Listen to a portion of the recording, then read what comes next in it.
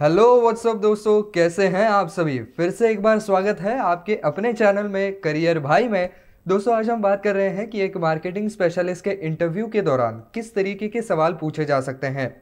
तो दोस्तों, वो सवाल कौन से होते हैं और उसको पूछने के पीछे उनकी वजह क्या होती है, मकसद क्या होता है, ये मैं आपको बताने जा रहा हूँ। साथ ही साथ आपको सजेस्ट भी करूंगा कि इनके आइडियल आंसर्स में कौन से पॉइंट्स को आपको ढाल लेना चाहिए। तो दोस्तों, इस सभी के बारे में हम बात करेंगे, लेकिन आगे बढ़ने से पहले अगर आप इस चैनल पर नए हैं, अब तक सब्सक्राइब नहीं किया है, तो दोस्तों फटाफट चैनल को सब्सक्राइब कर दीजिए ताकि आप ऐसे ही वीडियोस जल्द से जल्द देख सकें। साथ ही साथ अगर आपको और मार्केटिंग स्पेशलिस्ट से रिलेटेड वीडियोस देखने हैं, जैसे कि इनकी सैलरीज क्या होती हैं, जॉब रिस्पॉन्सिबिलिटीज़ क्या होती हैं, इनके अंदर कौन से स्किल्स होते चाहिए, तो इस सभी के ऊपर दोस्तों मैंने वीडियो बना करके रखे हैं। आप ऊपर आई बटन पे क्लिक करके उनको भी देख सकते हैं। तो चलिए दोस्तों, शुरू करते हैं। तो दोस्तों, क्योंकि आपको एक मार्केटिंग स्पेशलिस्ट के तौर पर लिया जा रहा है, तो सबसे पहला सवाल आपसे यही किया जाएगा कि ऐसी कौन सी स्ट्रैटेजीज हैं जिसकी वजह से आप हमारा सेल्स बढ़ा सकते हैं। कौन से स्ट्रैटेजीज का आप जो है वो वहाँ पर चयन करेंगे, कौन से स्ट्रैटेजीज को आप अपनाएंगे जिससे कि हमारा सेल बढ़ सके। तो आप बता सकते हैं कि किस तरीके से आप इंटरेस्टिंग और थोड़े बहुत हटके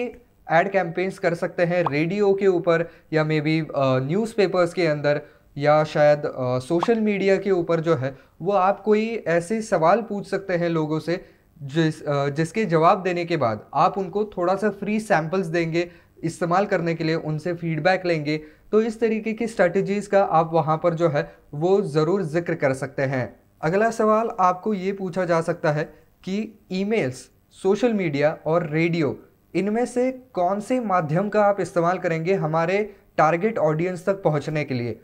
तो इसका जवाब जो है वो दोस्तों बहुत ही ज़्यादा सब्जेक्टिव है। क्यों? क्योंकि वो प्रोडक्ट जो है वो इस्तेमाल करने वाले लोग ज़्यादा कौन से हैं। अब देखिए, कोई ऐसा प्रोडक्ट है जिसका इस्तेमाल ज़्यादा से ज़्यादा हम कहें कि बुज़ुर्ग लोग करते हैं, तो जिस ज़रिए से बुज़ुर्ग लोगों तक पहुंचा जा सकता है, ऐसे ज़रियों का इस्तेमाल आपको ज़्यादा करना पड़ेगा, जैसे कि टेलीविज़न एड्स या रेडियो एड्स। अगर आप सोशल मीडिया पे डालते रहेंगे तो सोशल मीडिया के ऊपर बुज़ुर्ग लोगों का फुटप्रिंट कम है, तो आप ज़्यादा से ज़्यादा बुज़ुर्ग लोगों तक पहुंच नहीं पाएंगे। तो बुज़ुर्ग लोग क्या करते हैं, तो ज़्यादा से ज़्यादा टेलीविज़न देखते हैं, रेडियो सुनते हैं, तो आप रेडियो और टेलीविज़न की ओर मुड़ सकते हैं। अगर आपका टारगेट ऑडियंस यूथ है तो ऑब्वियस सी बात है आप सोशल मीडिया के ऊपर ज़्यादा जाएंगे। अगर आपका टारगेट ऑडियंस मिडिल एज ज़्यादा है तो आप रेडियो को थोड़ा बहुत प्रेफर कर सकते हैं। या आपका टारगेट ऑडियंस ऐसा है जो कि थोड़ा सा हम कहें कि लोअर मिडिल क्लास है, या मे बी जो लोग ड्राइवर्स हैं या जो लोग बाहर काम करते हैं, जिनको सोशल मीडिया देखना उतना संभव नहीं हो पाता है, या जो लोगों के पास टीवी देखना उतना टाइम नहीं होता है, तो आप ऐसे लोगों को टारगेट करने के लिए रेडियो का सहारा ले सकते हैं, क्योंकि ये लोग ज़्यादातर करके अपना काम करते वक्त रेडियो सुनना पसंद करते हैं। तो फिर आप ये जवाब दे सकते हैं कि आपका ऑडियंस किस तरीके का है, उसके ऊपर ये डिपेंड करेगा कि आप कौन से माध्यम का इस्तेमाल करेंगे। अगली चीज़ आपसे पूछी जा सकती है कि कस्टमर का फीडबैक जानने के लिए आप कौन से मेथड्स का वहाँ पर चयन करेंगे।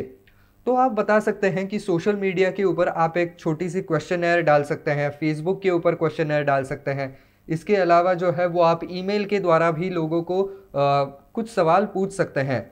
और अगर आपको थोड़ा और आगे जाना है तो जहाँ पर आप बूथ लगाते हैं, जहाँ पर आप फ्री सैंपल्स देते हैं, तो वहाँ से भी आप लोगों के फीडबैक्स इकट्ठा कर सकते हैं। वहाँ पर लोगों को कह सकते हैं कि आप एक छोटा सा फॉर्म भर के दे सकते हैं क्या, जो भी प्रोडक्ट आपने अभी इस्तेमाल किया है, जो हमने आपको दिया था, तो उसके बेसिस पर आप कुछ यहाँ पर रेट करना चाहेंगे क्या। तो इस हिसाब से जो है वो आप वहाँ पर डेटा को कलेक्ट कर सकते हैं। इसके अलावा अगर आपकी कोई वेबसाइट है जिसके थ्रू आप प्रोडक्ट्स को बेच रहे हैं, तो जैसे ही प्रोडक्ट डिलीवर हो जाता है उसके बाद आप पर्सनली जिसको भी प्रोडक्ट डिलीवर हुआ है उसको आप भेज सकते हैं। जैसे कि बड़ी बड़ी ई कॉमर्स वेबसाइट भेजती हैं कि आप इस प्रोडक्ट को कितना रेटिंग देंगे, आपका पर्सनल एक्सपीरियंस कैसा रहा है, क्या आप इस प्रोडक्ट से रिलेटेड कुछ फ़ोटोज़ या वीडियोज़ आप शेयर कर सकते हैं क्या, जिसके अंदर आप इस प्रोडक्ट को इस्तेमाल कर रहे हैं। तो इस तरीके से जो है वो आप ज़्यादा से ज़्यादा लोगों से यहाँ पर फीडबैक मंगवा सकते हैं। और लास्ट चीज़ ये है कि अगर आप न्यूज़पेपर के ज़रिए कुछ ऐड कर रहे हैं तो आप न्यूज़पेपर में डाल सकते हैं अपने पैम्पलेट के पीछे कि अगर आपने ये कोई प्रोडक्ट इस्तेमाल किया है तो ये चीज़ें लिख करके आप आपके न्यूज़पेपर डिस्ट्रीब्यूटर को ही ये पैम्पलेट वापस दे दीजिए, तो हो सकता है आपको लकी ड्रॉ मिलेगा वगैरह। ऐसी चीज़ें जो है वो आप रख करके ज़्यादा से ज़्यादा फीडबैक ले सकते हैं। इसके अलावा दोस्तों आपके जो सोशल मीडिया हैंडल्स हैं, मे बी आपका फेसबुक के ऊपर कोई पेज है, आपका इंस्टाग्राम के ऊपर कोई पेज है, तो उसके ऊपर भी आपको जो है वो फीडबैक्स आ सकते हैं। आप उसके लिए अलग से व्हाट्सएप नंबर भी रख सकते हैं, कॉलिंग के लिए नंबर रख सकते हैं, तो उसके थ्रू भी आपको फीडबैक्स जो है वो आ सकते हैं। इसके अलावा आप आपका ऑफिशियल ईमेल आईडी भी वहाँ पर शेयर कर सकते हैं। अगला सवाल ये आएगा कि अगर आपको डिजिटल मीडिया के ऊपर ही मार्केटिंग करनी है, तो आप कौन से चैनल्स का चयन करेंगे, यानी कि कौन से डिजिटल प्लेटफॉर्म्स का इस्तेमाल करेंगे ज़्यादा से ज़्यादा अपने प्रोडक्ट को लोगों तक पहुंचाने के लिए। तो फिर आप बता सकते हैं कि जहां पर लोगों का फुटप्रिंट ज़्यादा होता है, जहां पर लोग ज़्यादा से ज़्यादा विजिट करते हैं, फेसबुक या इंस्टाग्राम जैसी वेबसाइट्स, या हम कहें कि यूट्यूब जैसी कोई सर्विसेज होती हैं, यहाँ पर आप जो है वो ज़्यादा से ज़्यादा अपना ब्रांडिंग कर सकते हैं, क्योंकि यूट्यूब के ऊपर भी काफ़ी ज़्यादा वीडियोस देखे जाते हैं, तो आपका ब्रांड जो है वो ज़्यादा से ज़्यादा लोगों तक पहुंच सकता है। साथ ही साथ फेसबुक जैसी बहुत बड़ी बड़ी वेबसाइट्स हैं जहां पर लोगों का फुटफॉल बहुत ज़्यादा होता है, बहुत लोग इसको इस्तेमाल करते हैं, तो वहां पर भी आप जो है वो आपके किसी प्रोडक्ट को वहां पर प्रमोट कर सकते हैं। इसके अलावा अगर बात की जाए तो बाकी के जो वेबसाइट्स हैं जिनको बहुत ज़्यादा बार एक्सेस किया जाता है, जैसे कि बहुत बड़े बड़े न्यूज़ वेबसाइट्स होते हैं, तो ये लोग भी वहाँ पर एडवर्टीज़मेंट करने के लिए अलग से पैसा लेकर के आपकी एडवर्टीज़मेंट डालते हैं, तो आप वहाँ पर भी आपकी एडवर्टीज़मेंट जो है वो पुश कर सकते हैं। अब आते हैं दोस्तों कुछ रोल स्पेसिफिक क्वेश्चंस जो कि आपके काम से रिलेटेड ज़्यादा हैं। उसमें से सबसे पहला सवाल ये है कि आप कौन से मार्केटिंग मैट्रिक्स का वहाँ पर इस्तेमाल करते हैं, और उनके अंदर से जो डाटा आपको निकल के आता है तो उसको आप किस तरीके से ऑर्गेनाइज करते हैं। सो जनरली वो आपसे ये पूछते हैं कि आप एक मान लीजिए स्प्रेडशीट तैयार कर रहे हैं, उसके अंदर सारा डेटा फीड कर रहे हैं, तो उसको किस तरीके से आप ऑर्गेनाइज करेंगे जिसकी वजह से उसे समझना बिल्कुल आसान हो जाए। तो यहाँ पर आपकी ऑर्गेनाइजेशन स्किल्स जो है वो टेस्ट की जा रही है। तो आप ये अगर आपके पास कोई पिछला डेटा है जिसके अंदर आपने स्प्रेडशीट के अंदर पूरा डेटा फिलअप किया है, तो आप उसके बारे में दिखा सकते हैं, उसका एक डेमोन्स्ट्रेशन वहाँ पर दे सकते हैं कि किस तरीके से आपने डेटा को ऑर्गेनाइज करके रखा हुआ है। अगला सवाल ये है कि आपके इंडस्ट्री के अंदर का सबसे बड़ा चैलेंज क्या है आने वाले 5 सालों में। तो आप बता सकते हैं कि किस तरीके से कंपटीशन बढ़ रही है, किस तरीके से ब्रांड्स जो है वो बहुत ज़्यादा एग्रेसिवली वहाँ पर एडवर्टीजमेंट करने की कोशिश कर रहे हैं, किस तरीके से कट थ्रोट कंपटीशन हो रहा है, और कैसे नए नए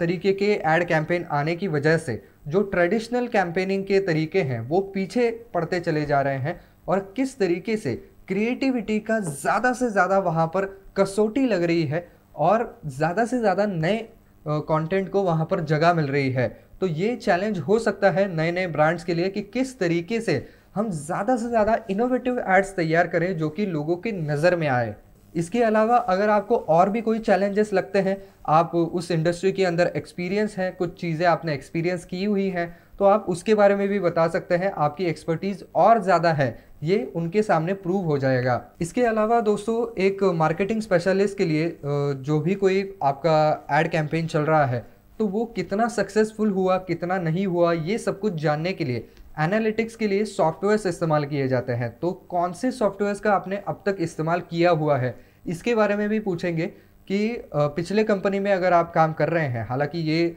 सवाल जो है वो एक्सपीरियंस लोगों को ही लागू होता है कि अगर आप किसी कंपनी में काम कर रहे थे तो आपने मार्केटिंग से रिलेटेड कौन से सॉफ्टवेयर्स का इस्तेमाल किया है जिससे कि आपको पता चले कि आपका कैंपेन सक्सेसफुल हुआ या नहीं हुआ। इसके अलावा ये भी पूछा जा सकता है कि एक प्रोडक्ट को पोजीशन करने के लिए क्या प्रोसीजर होती है। तो एक एड कैंपेन के अंदर अगर आपको किसी प्रोडक्ट को पोजीशन करना है, कोई 2 बड़े प्रोडक्ट्स हैं जो कि आपसे सिमिलर हैं, लेकिन एक की जो कीमत है वो बहुत ज़्यादा है, दूसरे की कीमत बहुत कम है, उसके बीच में अगर कहीं आपके प्रोडक्ट को आपको पोजीशन करना है तो उसकी पूरी प्रोसीजर क्या होगी, ये आपसे पूछा जा सकता है। इसके अलावा ये भी पूछा जा सकता है कि एक सोशल मीडिया कैंपेन जो है वो पूरी तरीके से फेल हो चुका है, तो ये मार्क करने के इंडिकेटर्स कौन से हैं, कौन से ऐसे लक्षण हैं जिनके आधार पर आप ये कह सकते हैं कि आपका सोशल मीडिया कैंपेन जो है वो फेल हो चुका है। तो इसके लिए आप जवाब दे सकते हैं कि मे बी सेल्स फिगर जो है वो हमारे कैंपेन के बाद बढ़े नहीं हैं बिल्कुल भी, हमारे प्रोडक्ट का जो है वो कितनी बार जिक्र आया है, ये भी आप सोशल मीडिया टूल्स के ज़रिए जान सकते हैं कि पूरे इंटरनेट के ऊपर हमारे प्रोडक्ट के बारे में कितनी बार चर्चा हुई है, हमारे खुद के वेबसाइट के ऊपर कितना फुटफॉल हुआ है, कितने लोगों ने हमारी ऐड देख करके हमारे वेबसाइट के ऊपर विज़िट किया हुआ है, हमारे प्रोडक्ट्स के बारे में लोगों ने बात की है क्या, उसके ऊपर कुछ वहाँ पर ओपिनियंस लोगों के आए हैं क्या, फीडबैक्स आए हैं क्या, ये भी आप देख सकते हैं। उसके हिसाब से भी बता सकते हैं कि अगर उसमें बहुत ज़्यादा गिरावट आई है, किसी ने आपके वेबसाइट को विज़िट ही नहीं किया है, तो ऑब्वियस सी बात है कि वो ऐड कैंपेन जो है वो सक्सेसफुल नहीं रहा है। जहाँ पर आपने बूथ लगाए थे वहाँ पर जितने सैंपल आप लेके गए थे, शायद उतने सैंपल भी वहाँ पर आप डिस्ट्रीब्यूट नहीं कर पाए हैं,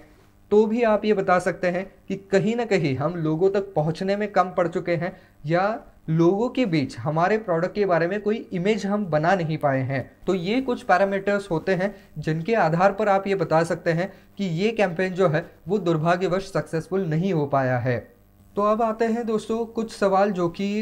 एक्सपीरियंस लोगों को पूछे जा सकते हैं। उनमें से सबसे पहला सवाल, सबसे बढ़िया और सबसे सक्सेसफुल कैंपेन कौन सा रहा है?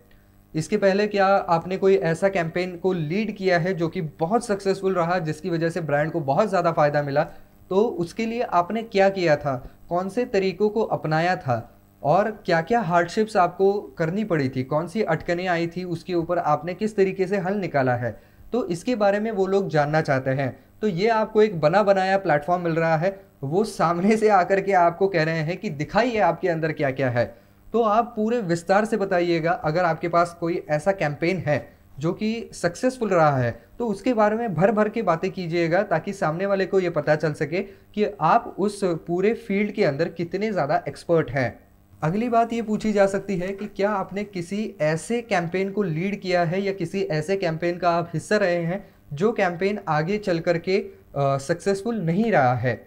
और अगर ऐसा है तो फिर आपने उससे क्या सीख ली, आपने कैसे ढूंढा कि कहाँ हम गलत हो गए हैं और कौन सी चीज़ों के अंदर सुधार करना ज़रूरी है। तो फिर आप ये सारे आपके एक्सपर्टीज़ के बारे में बता सकते हैं कि कौन से पैरामीटर्स को हमने जांच करके देखा जिसकी वजह से हम इस कंक्लूजन तक पहुँचे कि हाँ ये कैंपेन जो है वो फेल हो चुका है। फिर उसके पीछे के रीजंस आपने कैसे ढूंढे, और अगला कैंपेन करते वक्त उन चीज़ों का आपको किस तरीके से आपने ध्यान रखा है। तो ये सारी चीज़ें आपको बताना वहाँ पर एक्सपेक्टेड है। दोस्तों अगला सवाल ये है कि मान लीजिए आपको जो है वो एक प्रोडक्ट लोगों तक पहुँचाना है, या कुछ नंबर ऑफ क्लाइंट्स हैं, लिमिटेड नंबर ऑफ क्लाइंट्स हैं, उन तक आपको आपके प्रोडक्ट के बारे में इंफॉर्मेशन पहुंचानी है, तो आप कौन से तरीके को ज़्यादा प्रेफर करेंगे? प्रोडक्ट के बारे में रिपोर्ट बनाना या एक्चुअल प्रोडक्ट के बारे में प्रेजेंटेशन देना? तो ऑब्वियस सी बात है आप चूज़ करेंगे प्रोडक्ट के बारे में प्रेजेंटेशन देना, क्योंकि प्रेजेंटेशन देते वक्त आप 1 to 1 वहाँ पर बातचीत करते हैं, आप एक एक चीज़ को अच्छे ढंग से समझा करके बताते हैं, और अगर उनके कुछ सवाल हैं तो उनको भी आप स्ट्रेट अवे वहीं पर जवाब दे सकते हैं। साथ ही साथ जब आप एक्चुअल बातचीत करते हैं तो उसका असर अलग ही पड़ता है। आप अगर खाली रिपोर्ट देंगे तो आदमी हो सकता है कि पूरा पढ़े भी ना। अगर आप खुद से कुछ बता रहे हैं, ज़्यादा इंटरेस्ट से कुछ बता रहे हैं, तो सामने वाला भी उसके अंदर एंगेज होता है, वो समझने की कोशिश करता है। तो इसकी वजह से कभी भी रिपोर्ट की जगह पर प्रेजेंटेशन देना ही ज़्यादा कारगर जो है वो तरीका साबित होता है। दोस्तों अब आता है एक टफ सवाल कि मान लीजिए आप एक कैंपेन को लीड कर रहे हैं, कैंपेन पूरा हुआ, लेकिन बाद में आपको पता चला कि कैंपेन जो है वो उतना ज़्यादा सक्सेसफुल नहीं रहा। तो ऐसे में आप आपके मैनेजर को या मे बी आपके क्लाइंट को कैसे ये समझाएंगे कि कैंपेन जो है वो क्यों अनसक्सेसफुल रहा है, कहाँ पर हम कम पड़ चुके हैं, और आप उनको भरोसा कैसे दिलाएंगे कि भले ही अभी हम थोड़ा सा कम रह गए हैं, लेकिन कैसे हमने इसके थ्रू सीखा है, और हमें एक और मौका दे दीजिए जिससे कि हम आपके लिए और बेहतर कर सकें, और हम गारंटी देते हैं कि अगला कैंपेन जो है वो काफ़ी ज़्यादा आपके लिए सक्सेसफुल होगा। तो यहाँ पर आपकी जो कम्युनिकेशन स्किल्स है और कन्विंसिंग स्किल्स है, उनकी पूरी कसौटी लगती है। आप किस तरीके से सामने वाले को यकीन दिलाते हैं कि भले ही अभी हम थोड़ा सा कम पड़ गए हैं, लेकिन हम आने वाले समय में इससे सुधार करके, इससे सीख लेकर के आपको एक बहुत बढ़िया कैंपेन वहाँ पर बना करके देंगे। तो दोस्तों ये कुछ सवाल हैं जो कि एक मार्केटिंग स्पेशलिस्ट के इंटरव्यू के दौरान आ सकते हैं। तो आई होप दोस्तों ये वीडियो आपको पसंद आया होगा, काम का लगा होगा। तो दोस्तों इस वीडियो से कुछ भी आपको वैल्यू मिलती है तो वीडियो को ज़रूर लाइक कर दें और वीडियो को ज़्यादा से ज़्यादा शेयर करने की भी ज़रूर कोशिश करें।